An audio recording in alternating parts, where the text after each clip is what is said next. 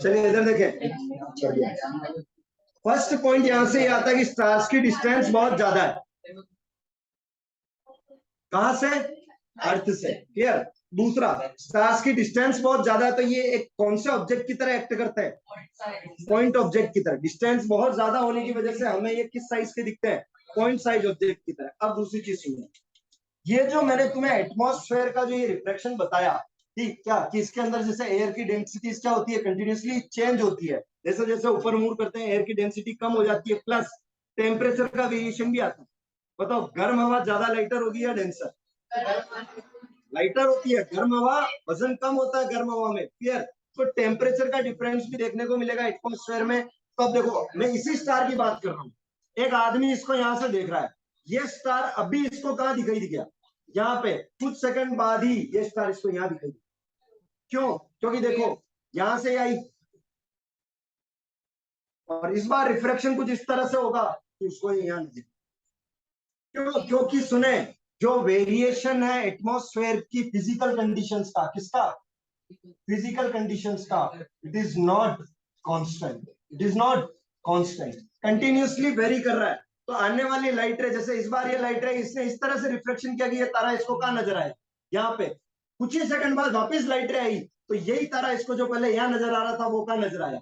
यहाँ पे। इस तरह बहुत सारे तारे हैं, तो उसको एक ही तारे की हर कुछ कुछ सेकंड्स के अंदर अलग अलग पोजीशंस दिखाई देती है। अब पोजीशंस दिखाई देखी है तो सुनना, यहाँ से डिस्टेंस बहुत ज्यादा है तो उसको ये चेंज फील नहीं होगा। उसको ऐसा लगेगा कि इसी जगह पे स्टार दिख रहा है और बंद हो। उसको ये चेंज फील नहीं होगा कि पहले देखो ये है एक्चुअल पोजीशन, पहले कहां दिखा? ए पे। पहले कहां दिखा? ए पे। अब बी पे। हो सकता है अगली बार यहाँ सी पे दिख जाए, पर उसको ये चेंज फील नहीं होगा। क्यों? क्योंकि क्या ज्यादा है? डिस्टेंस ज्यादा है। उसको ऐसा लगेगा जैसे यहाँ तारा था, अब कहां दिख रहा है? यहाँ पर। उसको यही लगेगा कि ये तो कुछ सेकंड के लिए बंद हुआ और वापस जल गया, लाइट बंद हो गई जल्दी। ये रीजन है किसका? ट्विंकलिंग ऑफ स्टार का। अपीरियंस शिफ्ट तो होती है स्टार की, लेकिन ट्विंकलिंग इस वजह से होती है क्योंकि एटमॉस्फेयर की फिजिकल कंडीशंस क्या नहीं, कांस्टेंट नहीं। तो रिफ्रैक्शन अलग अलग एंगल से हो रहा है। एक बार रिफ्रैक्शन इस तरह से हुआ कि इसको जब हमने एक्सटेंड किया तो इसको तारा यहाँ दिख रहा, एक बार रिफ्रैक्शन ऐसे हुआ कि इसको तारा यहाँ दिख रहा है, एक बार रिफ्रैक्शन ऐसा होगा कि कहीं और दिखेगा। तो एक ही स्टार इसको हर कुछ सेकंड्स में अलग अलग पोजीशन पे दिखाई देता है। ये नहीं, क्यों? क्योंकि डिस्टेंस बहुत ज्यादा। इसको क्या लगेगा कि ये एक ही जगह पे ग्लो कर रहा है, दूसरा ग्लो कर रहा है। तो ये है क्या? Twinkling of star. कोई दिक्कत? ठीक है, आगे समझें। अब प्लैनेट्स क्यों नहीं दिखते, इसका रीजन समझ लो। इसी को कंपेयर करते हैं प्लैनेट्स के साथ। पहली बात तो स्टार बहुत वही लाइट आई। मून दिखता है, मून पे सन की लाइट आ रही है, भाई हमारी खुद की लाइट हमारी इमेज बनती है। हाँ तो आती है ना। अर्थ से डिस्टेंस का फर्क नहीं है इसका, जिससे अर्थ से जैसी डिस्टेंस होगी वैसे दिखेगा। चलिए अब सुने इधर, अगर मैं बात करूं प्लैनेट्स की, हाँ जो भी बोलते हो तुम उसको क्या बोलते हो? प्लैनेट्स। नंबर लिखने के आएंगे, बोलने के आते तो अब तक पता नहीं कितने खड़े होंगे। प्लैनेट्स बोल के भी ठीक है। प्लैनेट्स प्लैनेट्स है।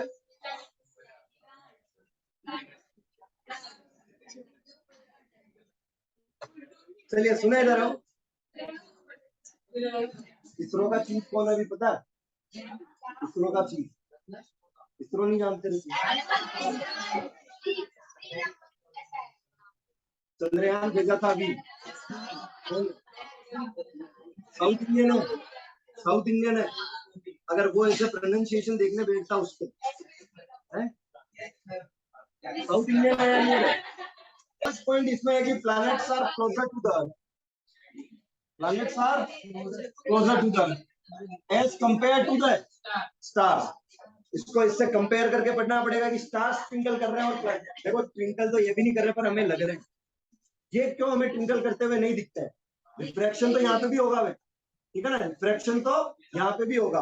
Planets are closer to the earth, first point. Second, close होने की वजह, देखो स्टार्स बड़े हैं लेकिन फिर भी डिस्टेंस ज्यादा होने की वजह से हमें कैसे नजर आ रहे हैं? पॉइंट ऑब्जेक्ट की तरह। स्टार्स बड़े हैं, ऑब्वियसली बड़े हैं स्टार, सन से बड़ा है स्टार, हाँ ठीक है, स्टार्स बड़े हैं लेकिन इसकी डिस्टेंस इतनी दूर है, फिर भी इसलिए हमें कैसे नजर आ रहे हैं, पॉइंट साइज ऑब्जेक्ट। लेकिन प्लैनेट्स छोटे हैं, पास है, इसलिए इनकी साइज हमें कैसी नजर आ रही है, थोड़ी सी लार्ज साइज। कैसी नजर आ रही है इसके कंपैरिजन में, इसके कंपैरिजन में, ठीक है ना, मर्क्यूरी, विनस, ठीक है, मार्स, जुपिटर, क्लियर, सैटर्न। तो देखें इधर, ये प्लैनेट्स क्लोजर है, स्टार दूर है, बड़ा होने के बावजूद ये पॉइंट ऑब्जेक्ट दिख रहा है, और ये छोटे हैं फिर भी किससे नजर आ रहे हैं, लार्ज साइज। अब सुनना भले ये पॉइंट साइज स्टार है और ये एक प्लैनेट, हमारे ऑब्जर्वेशन से तो ऐसा ही है, क्योंकि ये हमारे पास है तो उसकी साइज हमें बड़ी लगती है और इसकी छोटी। इसकी साइज बड़ी होने से ये पॉइंट साइज की तरह एक्ट नहीं करता है, तो जब इससे लाइट रेज निकलती है तो ऐसा लगता है कि इसके अंदर बहुत सारे पॉइंट साइज ऑब्जेक्ट्स। जब इससे लाइट रेज निकलती है तो ऐसा क्या लगता है कि ये बहुत सारे पॉइंट साइज के ऑब्जेक्ट से मिलकर बना है, और बहुत सारी लाइट्स निकल रही है यहाँ से। क्लियर, जब बहुत सारी लाइट्स निकलती है यहाँ से तो वो रिफ्लेक्शन होगा, लेकिन वो ऑब्जर्वर के पास आएगी तो ये सारी मर्ज होके वापस क्या कर लेगी, सिंगल एक्चुअल पोजीशन, इसकी पोजीशन में कोई चेंज फील नहीं हो। दिखते हैं, दिखने के लिए एक्चुअल पोजीशन पे दिख रहा है, किस पे दिख रहा है, एक्चुअल पोजीशन। और दूसरी चीज, तुम्हें इनकी क्या नजर नहीं आएगी, क्या नजर नहीं आएगी, पॉइंट साइज ऑब्जेक्ट नहीं है, क्यों, क्लोजर टू द अर्थ है, इसलिए इसकी साइज कैसी है, लार्ज। क्लियर। अच्छा, एक और चीज सुन ले, यहाँ से प्लैनेट बहुत सारे पॉइंट साइज ऑब्जेक्ट से मिलकर बना है, साइज बड़ी है तो ऐसा लग रहा है कि ये खुद बहुत सारे पॉइंट साइज ऑब्जेक्ट से मिलकर बना, ये खुद बहुत सारे पॉइंट साइज ऑब्जेक्ट से मिलकर बना, ऐसा लग रहा है। तो जब इससे मल्टीपल रेज निकलती है तो उनका रिफ्लेक्शन कुछ इस तरह से होता है कि वो ऑब्जर्वर की आईज में आती तो सब मिलके आती, तो इसलिए इनकी पोजीशन में हमें कोई चेंज दिखाई नहीं देता, और इनकी क्या शो नहीं होती, ट्विंकलिंग शो नहीं होती। डिस्टेंस बहुत ज्यादा है ना, डिस्टेंस बहुत ज्यादा है, तो बेंडिंग इतनी ज्यादा होगी, जब आगे बढ़ोगे तो स्टार यहाँ नजर, पोजीशन से ऊपर की बात इधर भी नजर आ सकता है, तो डिपेंड्स ऑन रिफ्लेक्शन। तो किताब वाले ने डायग्राम ऐसे दे रखा है कि एक्चुअल पोजीशन यहाँ और अपीरेंट यहाँ बना रखी है, उसमें कोई फर्क नहीं पड़ रहा। मैंने भी ऐसे एक्चुअल यहाँ बनाई, अपीरेंट यहाँ बनाई थी, फिर दूसरी अपीरेंट पहली यहाँ बनाई, फिर दूसरी अपीरेंट यहाँ बनाई, याद है ना, ये थी एक्चुअल, फिर मैंने कहा यहाँ बन रहा है ए, फिर मैंने कहा बी, उसका कोई फर्क नहीं पड़ रहा ऊपर या नीचे, वो यहाँ भी नजर आ सकता है। डिपेंड रिफ्रैक्शन किस तरीके से, डिपेंड रिफ्रैक्शन किस तरीके, और कंटिन्यूसली फिजिकल कंडीशंस कांस्टेंट नहीं है, टेम्परेचर में वेरिएशन है, एयर डेंसिटीज में वेरिएशन है, हर सेकंड में लाइट अलग अलग तरह से रिफ्लेक्शन कर रही, तो जो तारा पहले यहाँ दिख रहा था कुछ सेकंड बाद वही तारा यहाँ दिख रहा है, पर हमें ये गैप फील नहीं हो पाता, क्यों, क्योंकि डिस्टेंस बहुत ज्यादा था, हमें ऐसा लगता है ये इसी जगह पे दिखा, बंद हो गया, फिर दिखा, फिर बंद हो गया, फिर दिखा, फिर बंद, इसे कहते हैं ट्विंकलिंग। और प्लैनेट्स का बस इतना सा रीजन दिखे, planets are closer to the earth and do not appear as a point size. Planets itself act as a many point side object, so the light rays coming out of it undergo refraction and combines to form a single light when it reaches the object.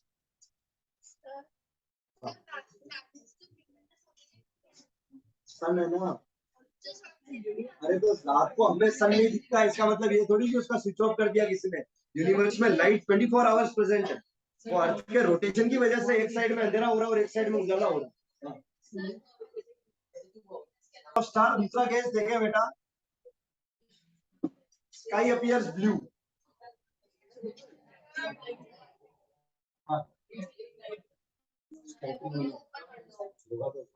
चलिए पहले नहीं, notes एक बार इस line को और समझे, scattering of light.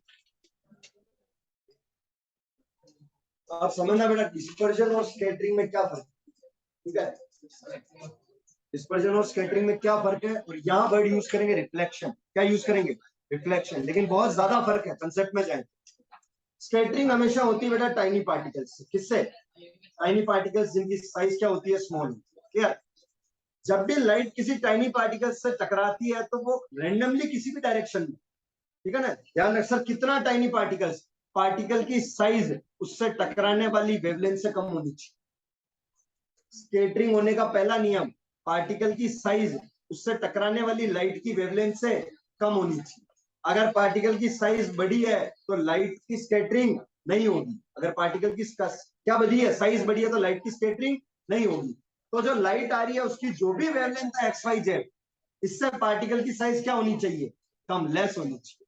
Sir scattering का मतलब जब भी किसी टाइनी पार्टिकल से लाइट टकराती है तो वो रैंडमली सब डायरेक्शन में रिफ्लेक्शन होता है, उसका क्या होता है, रिफ्लेक्शन। इसी फिनोमिनन को क्या कहते हैं, स्कैटरिंग। अब देखो यहाँ जो ये मैं रिफ्लेक्शन वर्ड बोल रहा हूँ,